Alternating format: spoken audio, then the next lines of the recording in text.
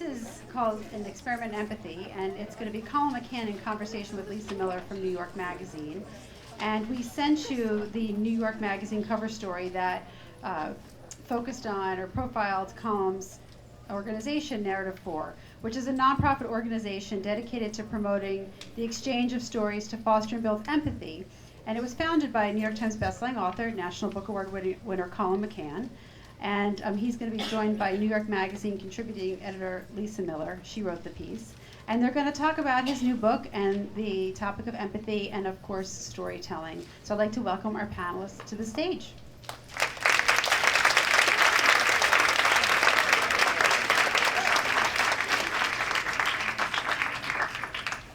Hello. Hi.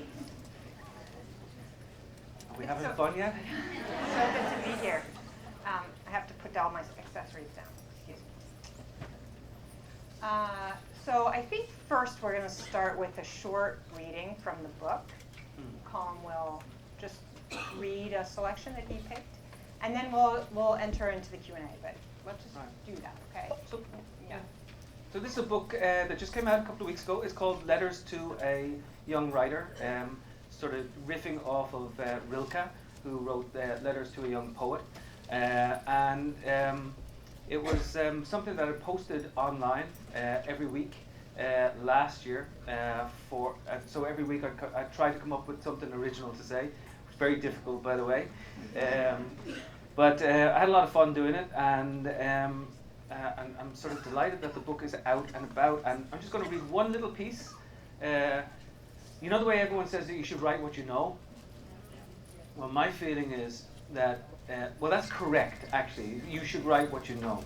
But my feeling is that you don't write what you know, and then you will write things that you knew but you weren't entirely aware of. So you can sort of access a whole new part of the imaginative experience. And the little epigraph I have for this chapter called Don't Write What You Know is from a friend of mine, Nathan Englander. Do you guys know Nathan Englander? Great short story writer, novelist, and all around good bloke. Actually, I use epigraphs in the whole book, and one of them is Henry James saying, there are three things that you need to know about life. The first is to be good, or the first is to be kind. The second is to be kind, and the third is to be. Don't write what you know. The inexecutable is all I am interested in. Nathan Englander. Don't write what you know. Write toward what you want to know. Step out of your skin. Risk yourself. This opens up the world. Go to another place. Investigate what lies beyond your curtains, beyond the wall, beyond the corner, beyond your town, beyond the edges of your own known country. A writer is an explorer. She knows she wants to get somewhere, but she doesn't know if the somewhere even exists yet. It is still to be created. A Galapagos of the imagination, a whole new theory of who we are. So don't sit around looking inward. That's boring. In the end, your navel contains only lint. You have to propel yourself outward, young writer. Think about others. Think about elsewhere. Think about a distance that will bring you eventually back home. The only true way to expand your world is to inhabit an otherness beyond ourselves. There's one simple word for this: empathy. But don't let them fool you. Empathy is violent. Empathy is tough. Empathy can rip you open. Once you go there, you can be changed. And get ready, because they will label you sentimental. But the truth is that the cynics are the sentimental ones. They live in a cloud of their own limited nostalgia. They have no muscularity at all. They remain in one place. They have one idea, and it sparks nothing else. Remember, the world is so much more than one story. We find in others the ongoing of ourselves. So, leave the cynics be. Out-cynic them. Step into that elsewhere. Believe that your story is bigger than yourself. And in the end, of course, your first grade teacher was correct. We can indeed only write what we know.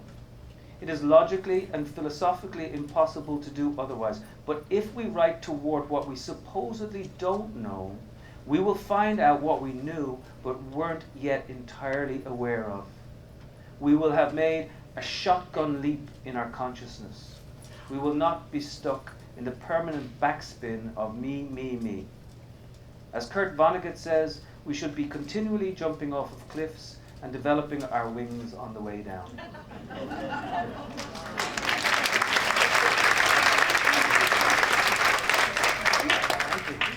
Thank you.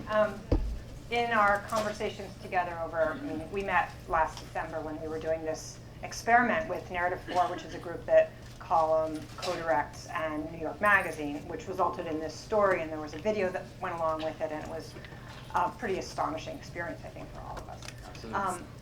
And so we were together pretty intensively over a series of days, at the end of which there was a fair amount of drinking. But over the series of days, I heard Colum say many times that empathy was muscular, and he just said it.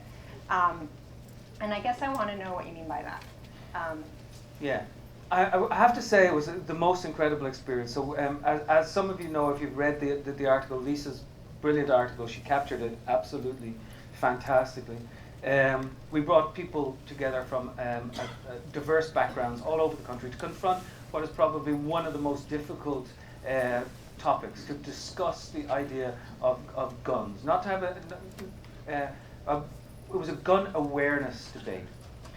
So we brought the guy who was in charge of an online gun site. We brought a woman who had been shot and her daughter had been killed in a mass murder in Utah, in the mall in Utah. We brought hunters. We brought kids who had been involved in gangs in the south side of Chicago. Cops from Baltimore, African-American women cops from Baltimore. Politicians from Florida, people from all sides of the debate. And New York Magazine did it in conjunction with Narrative 4. And what the exercise was that they had to step into one another's shoes. You become me, and I become you. And you will see from the article exactly what happened and how things changed, and how stories are actually the vehicle for change. The facts and figures and even ideas, philosophical ideas, are very seldom the triggers for change. Stories themselves, the human, the very tender and dark, are where change gets instituted, if you will. So when I say that when I talk about muscular empathy, most people, when you say empathy, they sort of roll their eyes a little bit, and they think it's some sort of airy-fairy thing. You're just telling somebody else's story, as if your story doesn't matter. But I think that after food, and after a roof over your head, and maybe after companionship, your story is one of the strongest possible things that you have. And your ability to tell your story is really powerful. But even more powerful is the ability to understand and maybe even tell somebody else's story. Because stories are dangerous, stories are tough, stories can send our kids to war, stories can take your money away, your house away, your land away, your constitution away, whatever it happens to be. And so that's why I say that stories are, and the empathy that we get through stories is something muscular and tough, and most people don't see it that way. I think, in fact, that when we start thinking of empathy and storytelling as dangerous, we'll have made a real leap for ourselves. Because it's very hard to see things from someone else's point of view if that person is entirely unlike you. Exactly. And believes things that are entirely unlike the things that you believe. Right. So that's not kumbaya, that's not holding hands, Right. that's not let's all get along. Right. Because in fact, in the Narrative 4 event, people didn't all get along. That's right. And so they brought their empathy to the room, and they really earnestly tried to execute empathy, but it failed in right. several cases pretty dramatically. So. And the failure itself is vivifying. To watch the failure, to have actually done it and to go through it, that's something that's very important too. So when the stuff doesn't work, it doesn't mean that it's bad. In fact, sometimes when it doesn't work, it's even better. I mean, your experience was pretty incredible. Shocking. Right? I mean, life-changing. Yeah.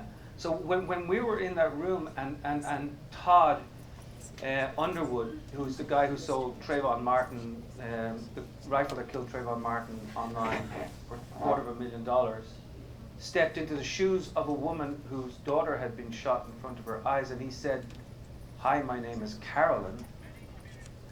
It was, what was it like? I mean, it was astonishing. People say the little hairs stand up on the back of your neck, and there's a little section in Colum's book which says, don't say the stuff that people always say, and so I'm just saying off the cuff. But it really, the little hairs on the back of my neck literally did stand up, and the room was completely gobsmacked, astonished, overwhelmed, overcome. It was like living through a somebody else's transformative experience was contagious, and we all lived through it with them.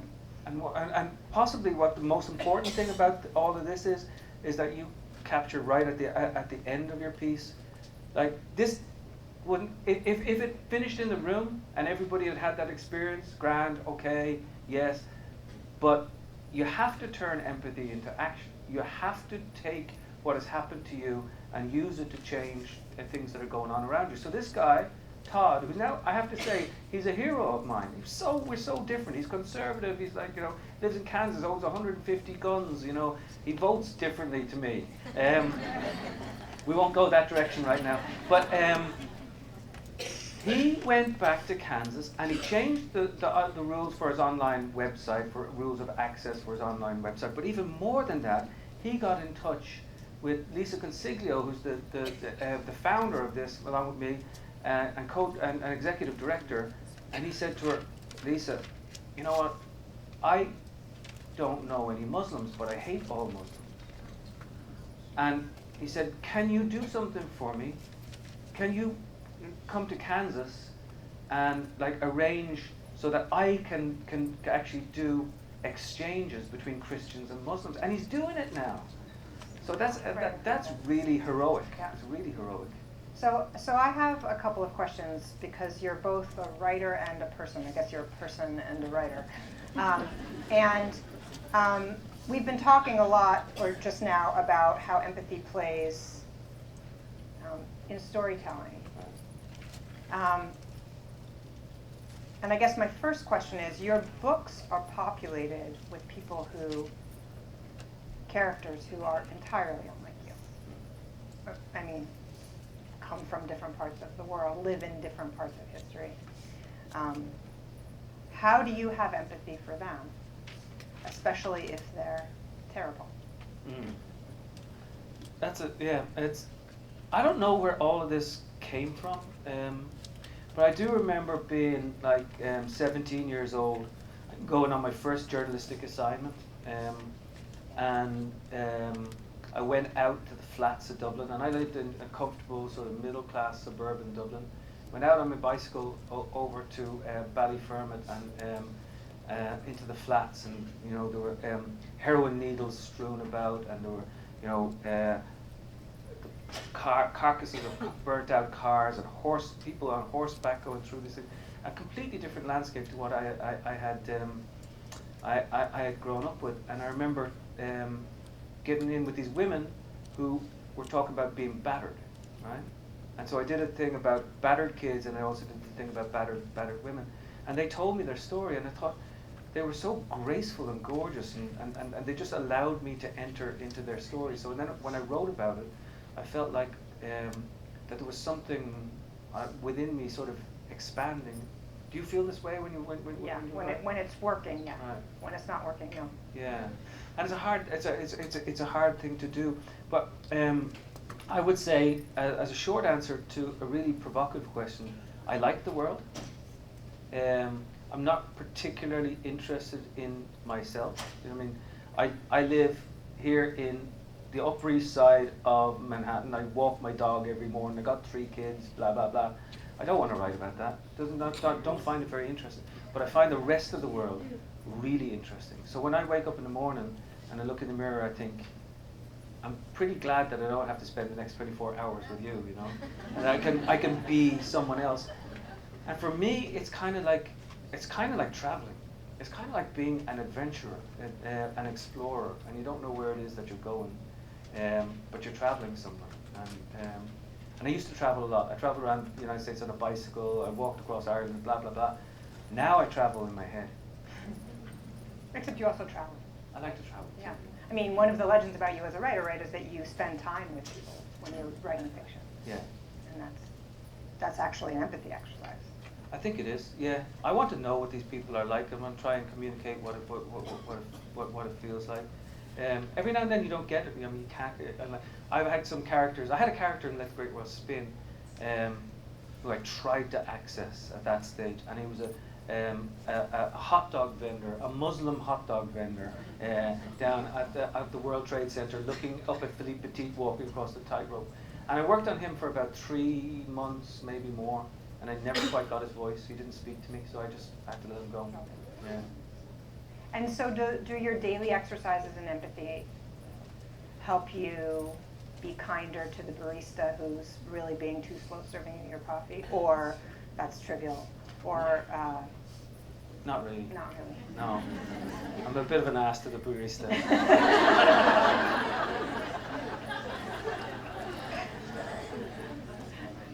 You know who I loved and I thought was always very funny? I used to love walking down the street with Frank McCourt. Do you remember Frank McCourt? The late great Frank McCourt, and Frank would see a homeless guy on the street, and he'd take out $5, $10. And I saw him once give a $20 bill, and he leans over to the guy and he gives him the bill. The guy's face is like, and Frank says to him, "And whatever you do, don't spend it all on soup."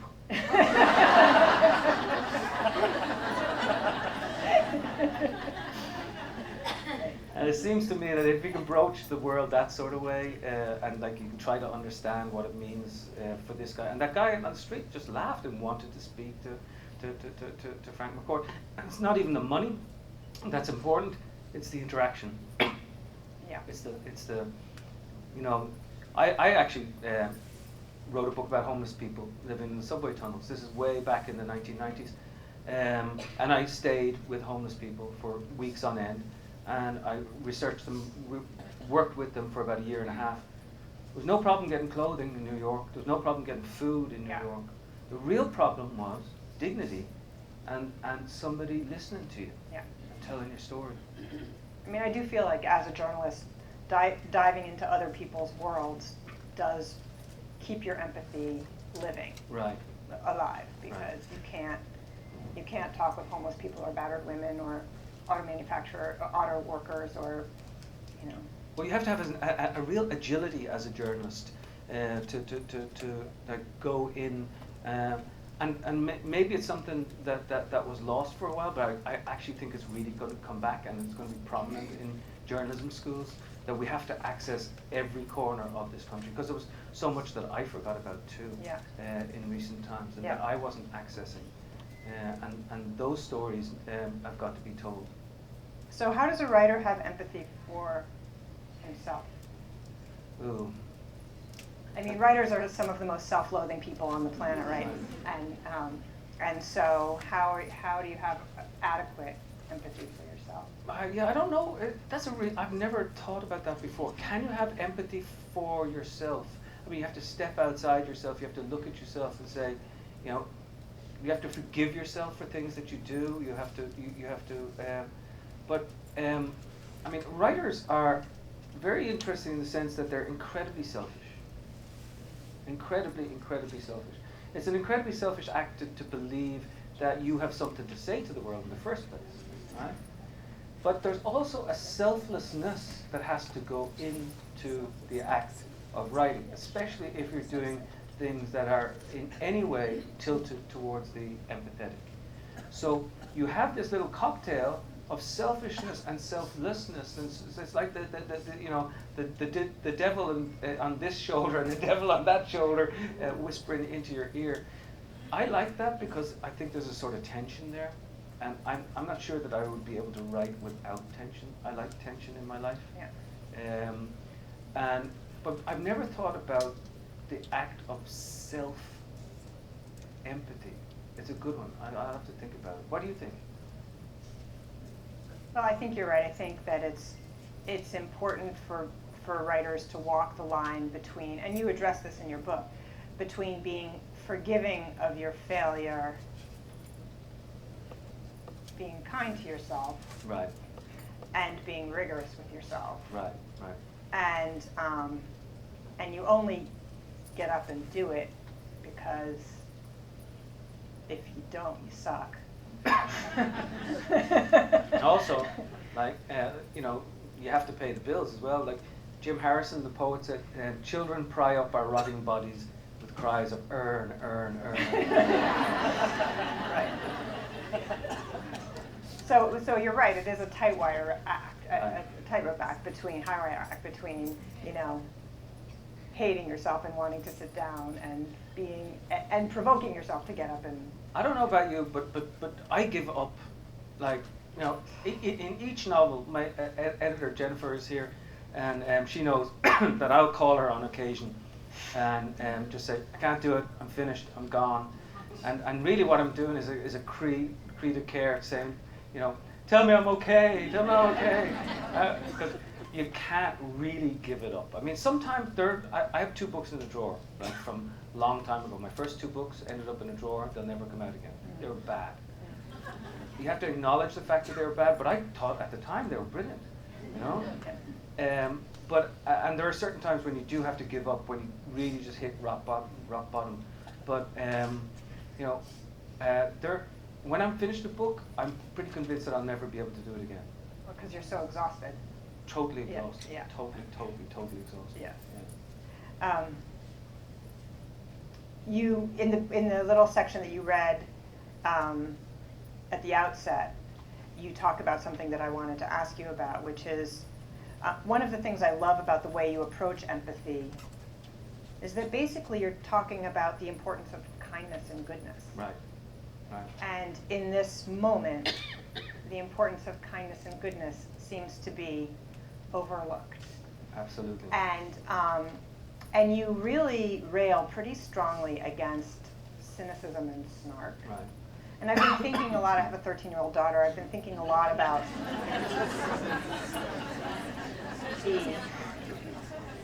the way that living in a culture of cynicism and snark can be corrosive to one's soul and self.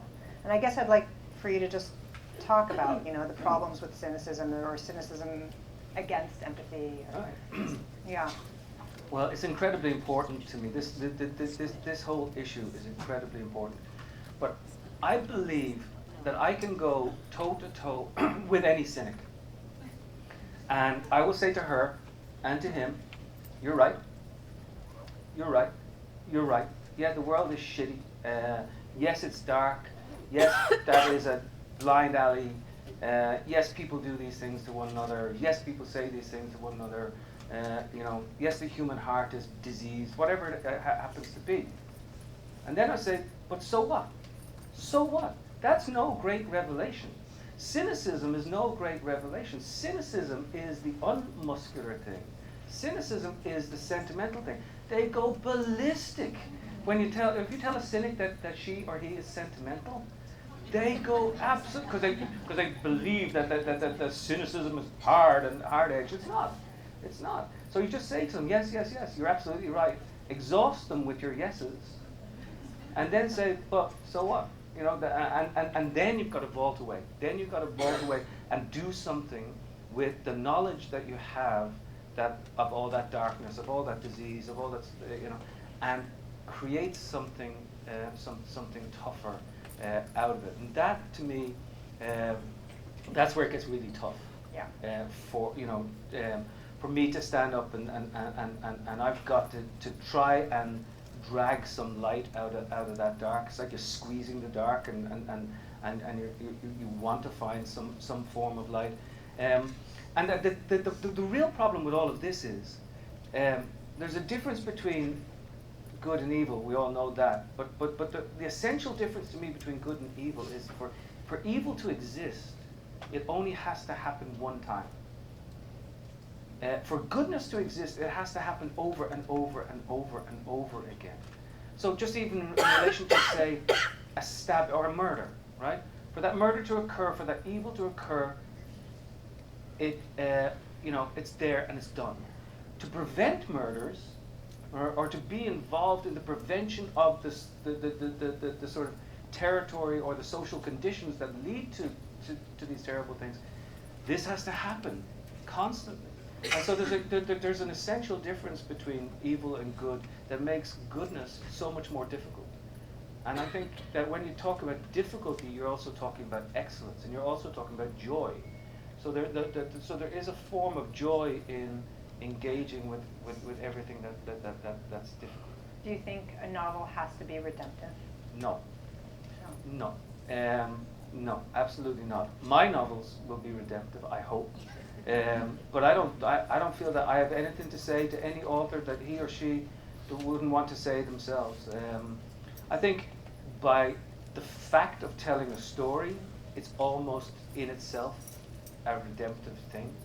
I find stories, no matter how dark they happen to be, they sort of portray a reality, or even an imagined reality, that is, so the world is better for that story having been told, no matter how dark it happens to be.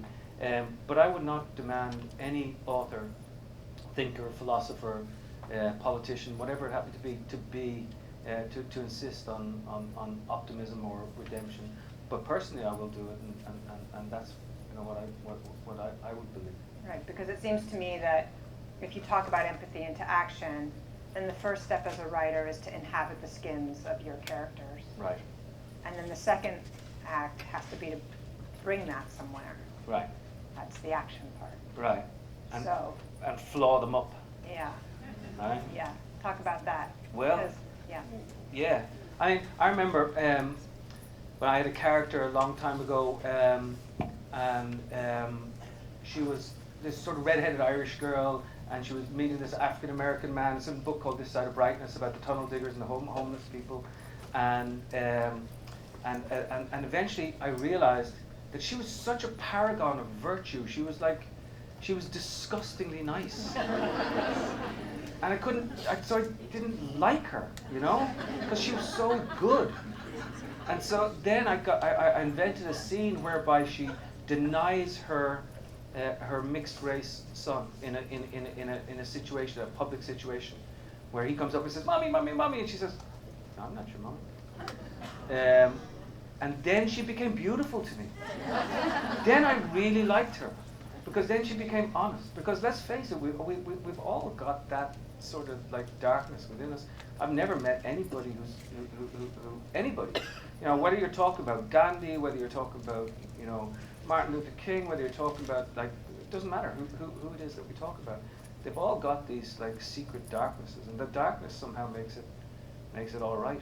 Right. So in the aftermath of this story, there was some criticism, which was that in this moment in our history, rage is more useful than empathy, and that people. And there were these arguments about the utility of rage. Right. And I guess I wonder what you think about that. What is the utility of rage? I look at my son and I see him wanting to go out and march. I get scared for him. I see my daughter going down to Washington D.C. And I get scared for her. What's going to happen? I don't think that the rage has worked very well.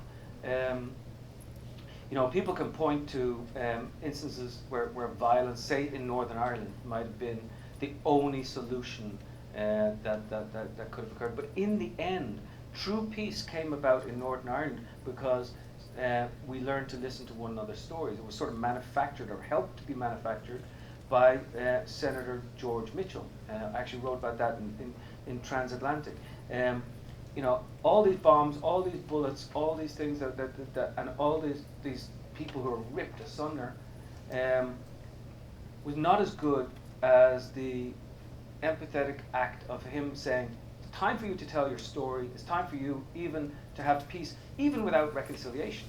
But you have to try and get together and look at one another in a new sort of profound way."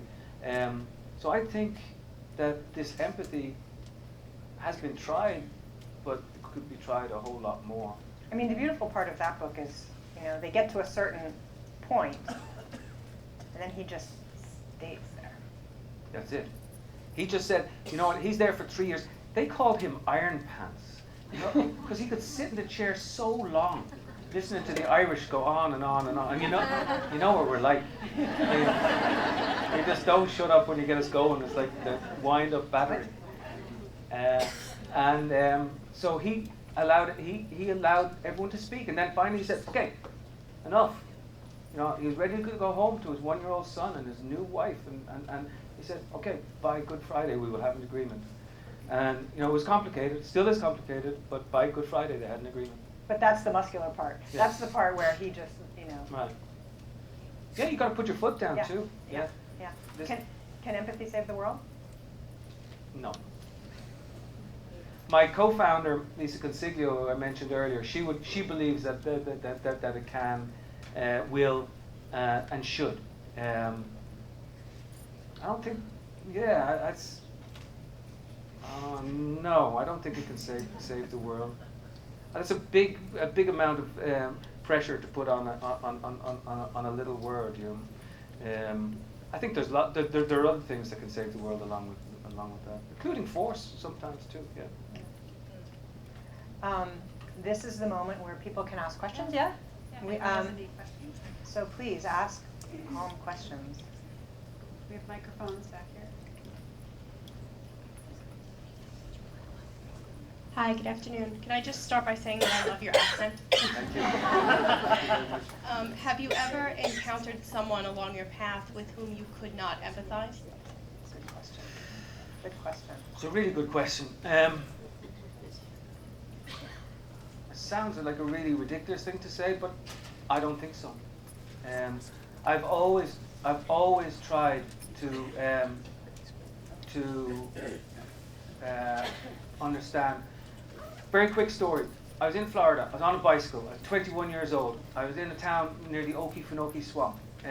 The sheriff there was running on a segregationist ticket, right? And so I went and wanted to talk to him, and I was writing about it for a newspaper back in Ireland. And he was using the N-word and doing all this stuff and like saying terrible things about people. And I stayed with him, and I was out on his porch that night. 100 yards down the road, there was a car crash. A family had gone into a tree, young African-American family. He runs down the road, he gets the man out, brings the wife and kids who were unhurt back to his house, brings the man down to the hospital, pays for his bills, and got his car fixed. And I asked him the next morning, but I said, I don't understand what you're talking about. And he said, well, those people, they're just people, right? And he had an idea about a group, but when it was a person, it actually worked. And I thought, and that was a big lesson for me. I would like to add something though, which is that in this story, there is a character who suffers from a complete breakdown of empathy, and that is the mother of Tamir Rice, who was shot and killed in a playground, and he was 12 years old and he had a toy gun with him, and he was shot and killed in a playground in Cleveland. And we had this idea that, you know, the essence of the story exchange is that you tell your story to somebody and somebody tells their story to you, and then you stand up and in the first person tell the other person's story. And so we had this idea that we would pair his mother with a police officer. And we got her to New York, and we flew her to New York, and we hadn't told her this because all of the pairs were blind, and we didn't want to give anybody any special consideration. And we got her to New York, and she said, "You have got to be kidding me. I am not doing this." And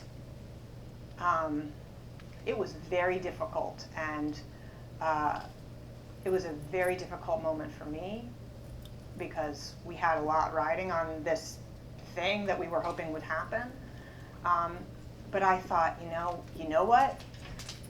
Maybe empathy has its limits. Maybe we shouldn't be requiring somebody to put herself into this radical situation. Maybe in this moment, rage is actually more useful to her. And so you know. But having tried is sometimes even enough. because that rattles her comfortable balance. And if you're only full of rage and you get a chance to do something else, even if you don't, if it's not taken or we didn't provide it for her, at least she saw that the people think in different directions. I'd be really interested to talk to Tamir Rice's mother a year down the line to see if the rage is different, and if that moment maybe even influenced it in some way. I felt very empathic toward her in that moment. Yeah. I thought, right. You understand why she wouldn't want to do it, right? Do you think that having children and that technology is affecting your kids' empathy or ability to empathize because of the way it kind of shields you from, I think technology shields you from the humanistic side? I do, yeah. I think that little screen hides so much, and you have this sort of, my daughter talks about her friends and herself having this armchair activism, and they can go in and they pretend that they're being activists, but they're not, and they've got a different name, and they don't really have to engage, and they can tell themselves that they're engaging, but they're not truly engaging. And this social media, she talks about it being isolating to her, and I think it's isolating to a lot of people. We can use it in good ways. We have to learn to use it in good ways. But I think, even though, and in True Narrative 4, we want to have kids in Syria exchanging stories with kids in the south side of Chicago, kids from Rwanda exchanging stories with kids from the Bronx. That we can use technology in that sort of way, and in a really good way. But we have to think about it. It's a nuanced thing. Do we have one more question? Lots of questions. We have 2 more questions. Thank you. You said before that you didn't think empathy was the answer to saving the world. What do you think is?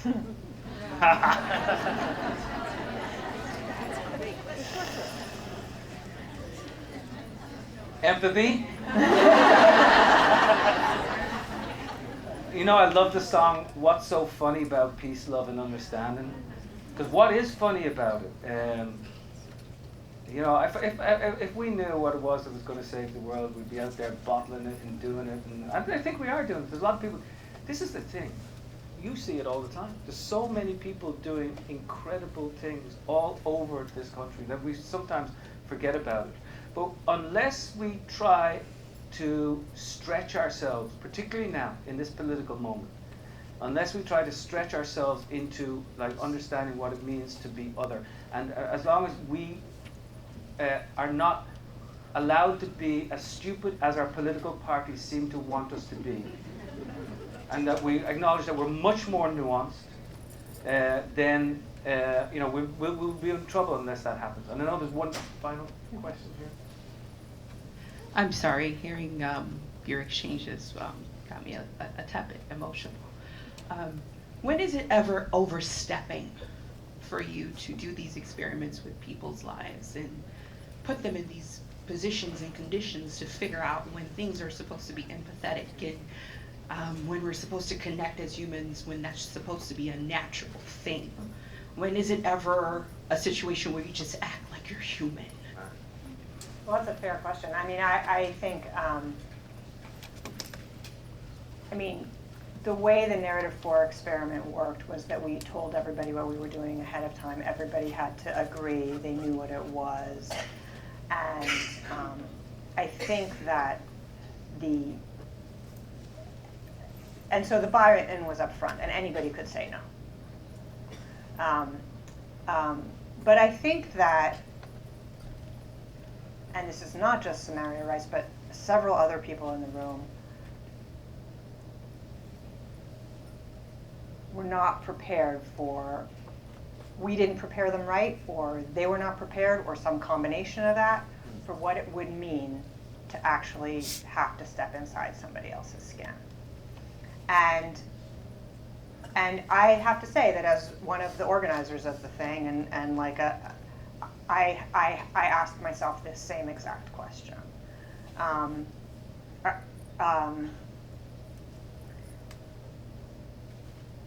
I will tell you this, that experiment was one of the most contentious.